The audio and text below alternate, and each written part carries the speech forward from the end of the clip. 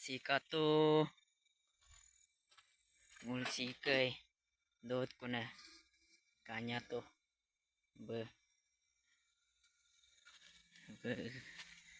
nama bagjatukla namam piap ko si kanya to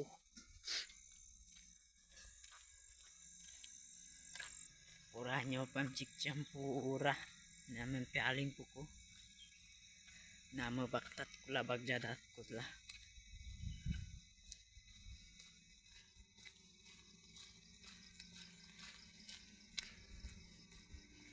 si kanya to